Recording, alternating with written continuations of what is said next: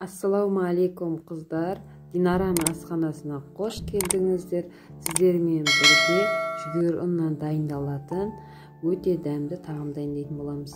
Мен алдын қазанға салып қойғанмын етті. Енді көбігін алып жатырмын. Видеоға түсіруге жете алмай қалдым. Қазанымыздың көбіктерін алып, тұз салып, томатын саламыз.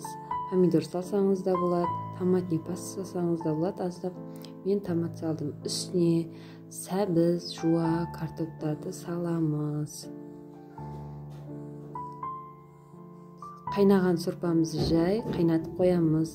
Бөлек ыдысымызға жіңішкелеп туралған жуамыздың үстіне сорпаны салып, сорпа құйып қоямыз. Жуамыз сөніп тұру үшін. Қазанымыз осындай әдемі болып қайнап тұрады. Астын жай қоямыз. Ыдысымызға ұнымыз 500 грамм ұн салдым. Үстіне тұз, жұмыртқа салып араластырдым. Үстіне қатты қайнап тұрған суды құйып араластырдым. Қатты қайнап тұрған су болу керек, қыздар. Осылай видеода көрсетілгендей етіп илейміз. Ағаш қасық болсын или темір қасықпен араластырсаңыз болады. Кішкене бір 5 минут, 10 минутқа суытуға қоямыз. Суды тартымына қарай құямыз. Қатты бос болып кетпеу керек, қатты болып кетпеу керек. Бос болып кетсе езіліп кету мүмкін. Қатты болып қалса қатты болып қалады піскеннен кейін. Осы суытылғаннан кейін үстіне 200 граммдай ақ ұн қосамыз. Енді қамырымызды қолменен илеп, бір 10 минут, 15 минутқа тындыруға қоямыз. Өте нәзік қамыр, бос болмауы керек, қыздар. Қатты да болмайды. Осылай илеп, бетін жауып, 15 минуттарға тындырып қоямыз.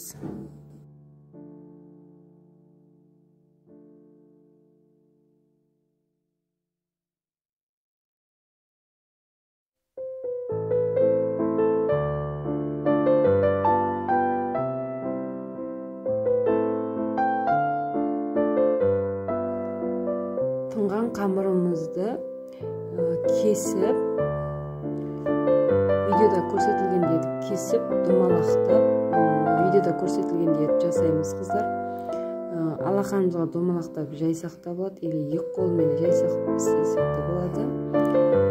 Видеода көрсетілгендей етіп жасаймыз. Қатты жұқа болмау керек, қалың да болмау керек. 3-4 минутта болады. Бізден 4-5 адамға жасадық. Шамасына қарай жасасаңыз болады. Осылай болып дайындалады. Енді қатты қайнап тұрған қазанымызға жайменен саламыз. Салып болғаннан кейін қазанымыз 20 минут, 15 минут пісу керек.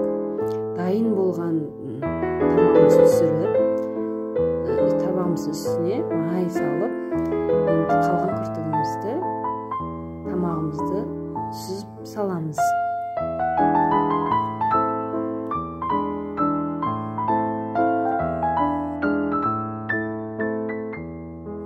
Осылай сүзіп алғанымыздан кейін бетіне май, тұздығын салып, әдемдеп тамақ жасаймыз. Видеода көрсетілгендей етіп. Міндетті түрде дайындап көріңіздер, қыздар. Ас болсын. Менің каналыма тіркеліп кетуді ұмытпаңыздар. Қоңыраушаны басып, лайк, комментарий күтемін.